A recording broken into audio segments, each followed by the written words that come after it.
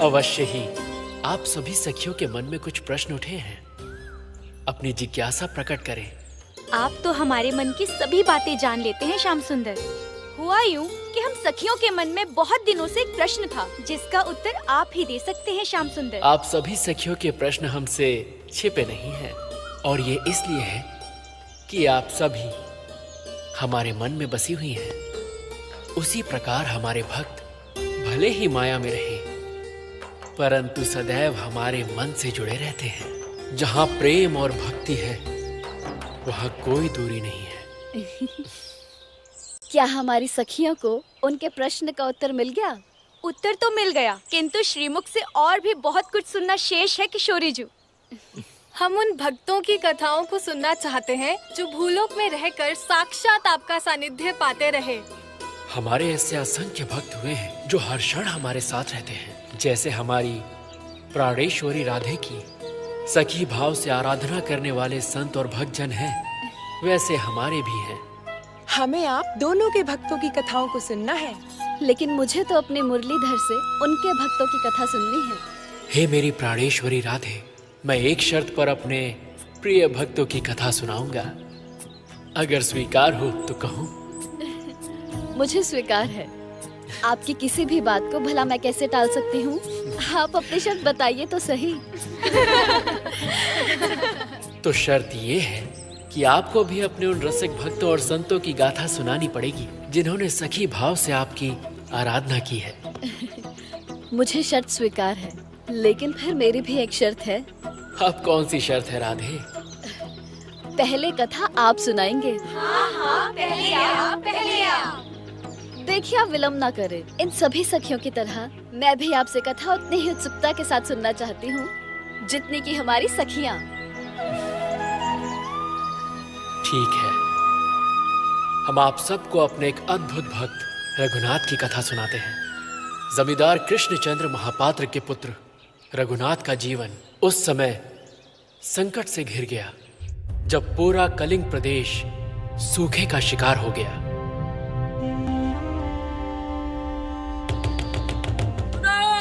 सुनो, स्वर्गीय जमींदार कृष्णचंद्र महापात्र के पुत्र रघुनाथ ने अपना अन्न भंडार खोल दिया है। आप सभी शीघ्र चौपाल पर पहुंचे और अन्न लेकर जाएं। सुनो। चलो चलो। सुनो।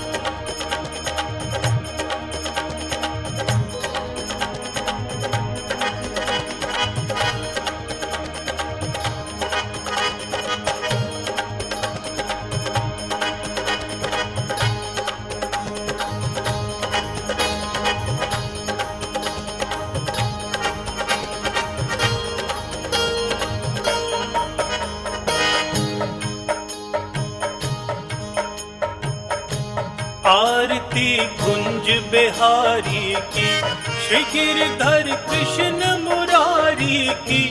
आरती कुंज बिहारी की, श्री गिरधर कृष्ण मुरारी की। आरती कुंज बिहारी की, श्री गिरधर कृष्ण मुरारी की।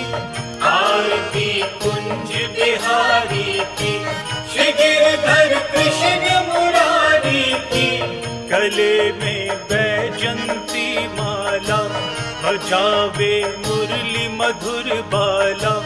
श्रवण में कुंडल झलकाला, नंद के आनंद नंद लाला।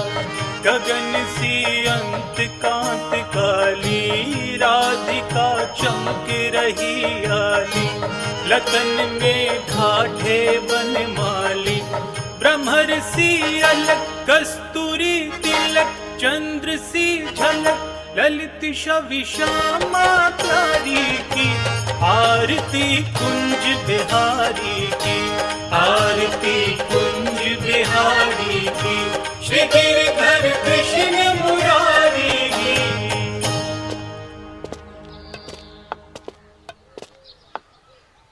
देखिए कैसे पूजा पाठ में लगे हुए हैं। आज तो भगवान साक्षात प्रकट हो ही जाएंगे। पाठ पूजा करें या आरती, बस हमारा कर्ज चुका दे। आज तो मैं सारा हिसाब करके जाऊंगा। हे भगवान, बस इतना दें कि हमारे द्वार से कभी कोई भूखा ना जाए, हमारे कारण कभी किसी को कोई दुख ना हो भगवान।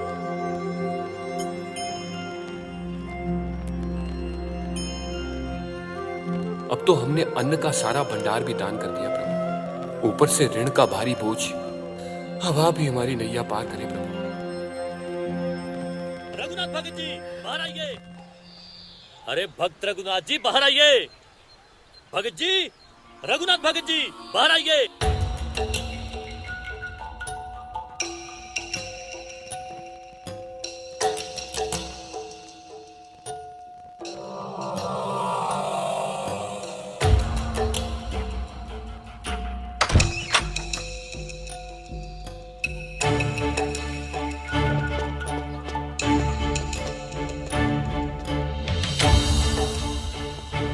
देखिए परिमल जी।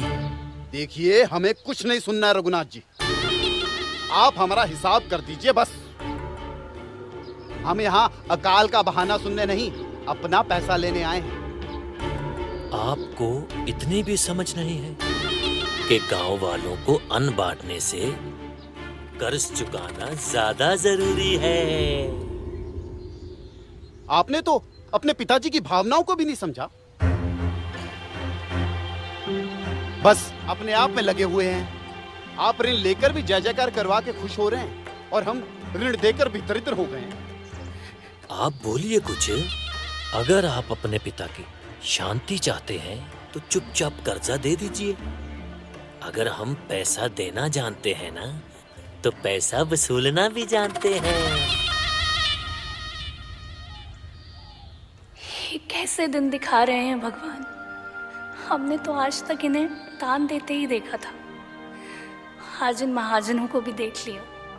कर्ज के इस जीवन से तो अच्छा होता कि आप हमें उठा ही लेते। आप कुछ बोलेंगे या कर्जा चुकाने के नाम पर चुप्पी साध लेंगे?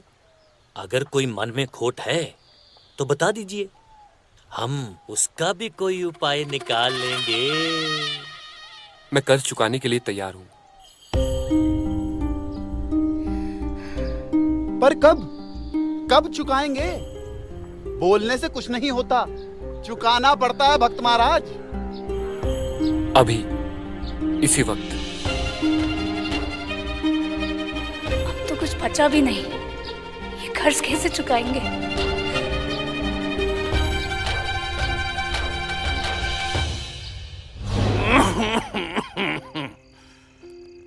इस अकाल ने हमें तोड़ दिया बेटा।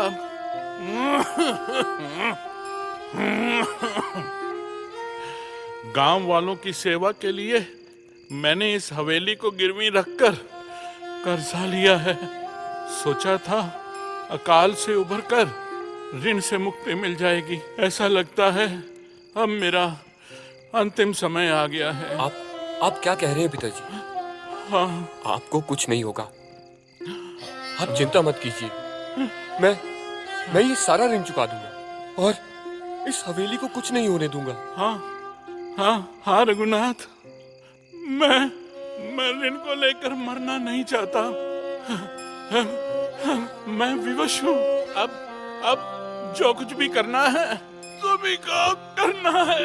पिताजी, सोचिए मत रघुनाथ जी, सोचने का समय खत्म हो गया। इतने समय से आप सोच ही रहे थे? आपके पिताजी ने हमें वचन दिया था।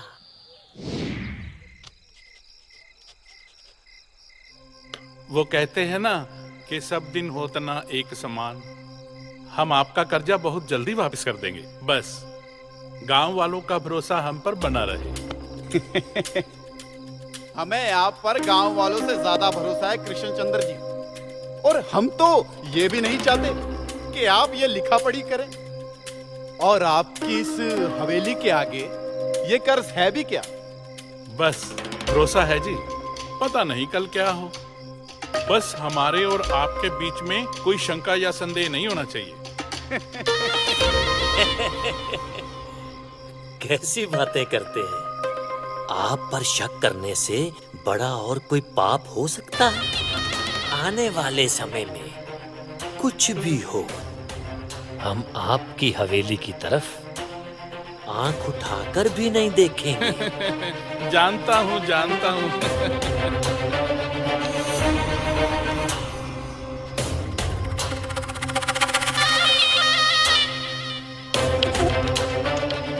बस ये पत्र रख लीजिए। वैसे जरूरत तो है नहीं, अगर कहते हैं तो रख लेते हैं।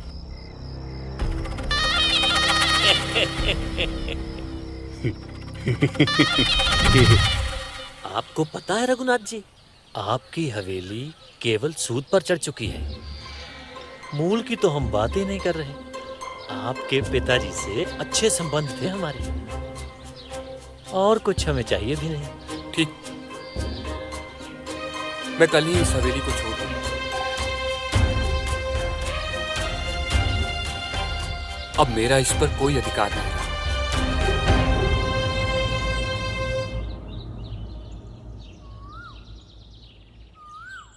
राधे, अंत में हमारे भक्त रघुनाथ ने अपने पिता का घर त्याग देने का निर्णय लिया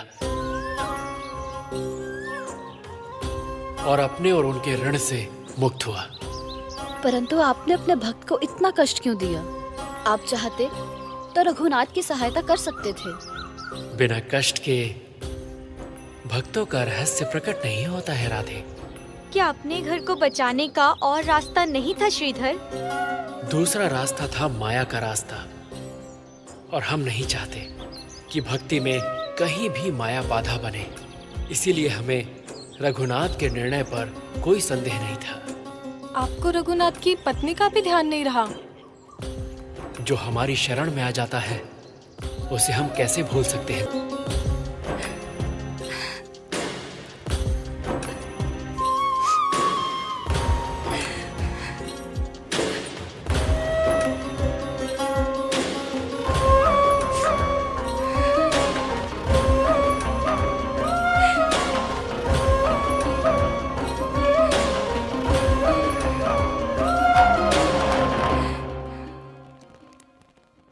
क्या पत्नी का इतना भी अधिकार नहीं होता कि वो अपने पति का सच जान सके? ऐसा तो कुछ नहीं सोचा। और फिर पिताजी ने अंतिम समय में मुझे ऐसा बताया था। इतने दिनों में कोई ऐसा समय नहीं आया जब आप मुझे इतनी बड़ी बात बता सकी। इतना भी भरोसा नहीं किया ना आपने मुझ पर? चुप रहो अन्नपूर्णा, तुम मुझ पर संदेह कर रही हो। तुम्हें क्या लगता है कि मेरे मन में कोई खोट है? और यदि मैंने तुम्हें हवेली को गिरवी रखे जाने की बात नहीं बताई तो इसमें ऐसा क्या हो गया जो तुम आंसू बहाने लगी? और यदि मैं बता भी देता तो क्या तुम इस हवेली को छुड़वा लेती, लौटा देती कर्ज?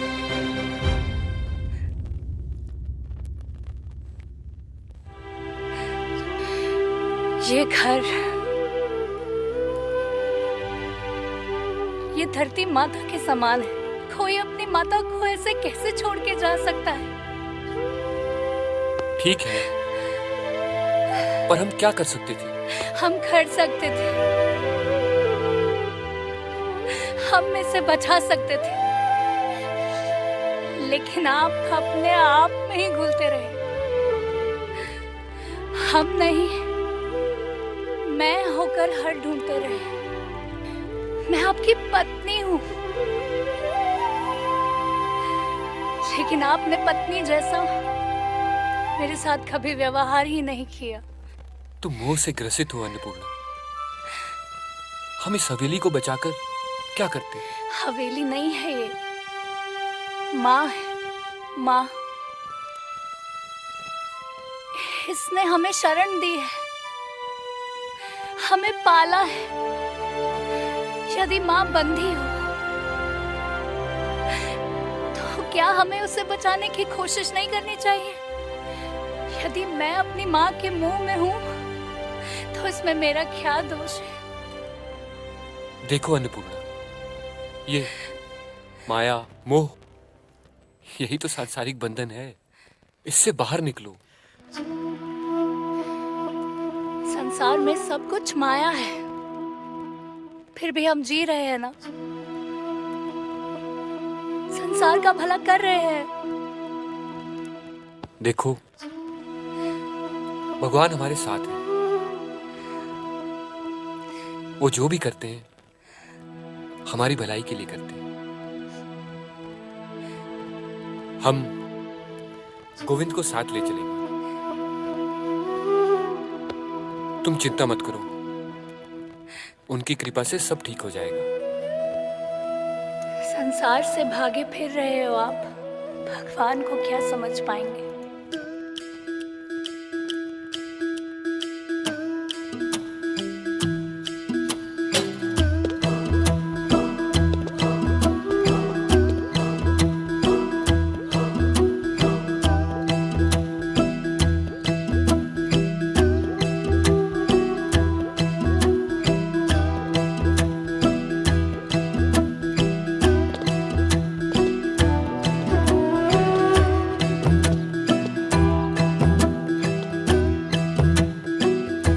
क्षमा करना माँ,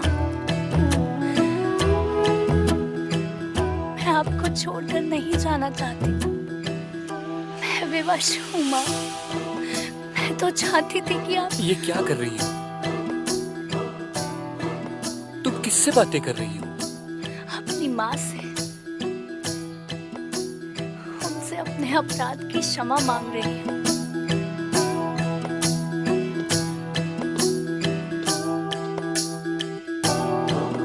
इस गोविंद में तुम्हें माता पिता के दर्शन नहीं होते?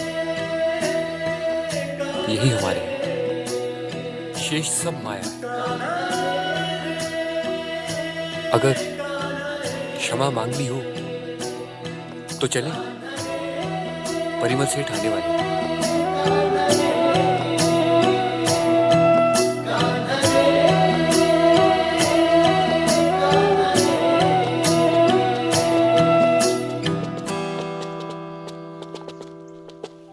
अरे भाई, ये कृष्ण जी की मूर्ति, इसे आप कहां लेकर जा रहे हैं?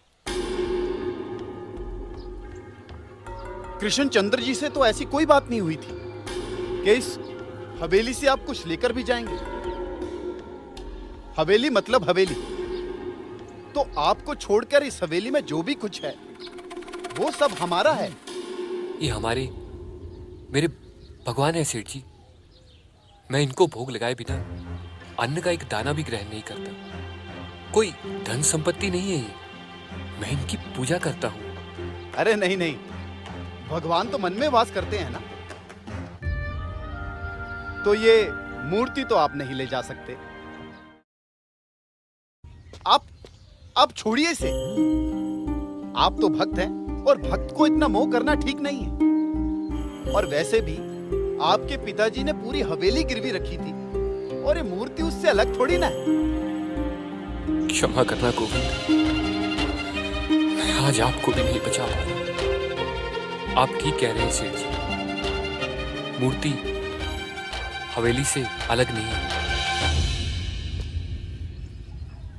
अति सुंदर, लेकिन इन्हें भोग कौन लगाएगा? अरे राम राम राम, इसकी चिंता मत कीजिए। भोग तो हम अपने आप ही लगा लेंगे। जो सारी दुनिया का पालन पोषण करता है, भला उसे कौन भोग लगा सकता है? देखा किशन जी, कितना सोना लिए जा रहे थे। आप उनके लिए भगवान हैं। हमारे लिए तो आप सोना है, शुद्ध सोना।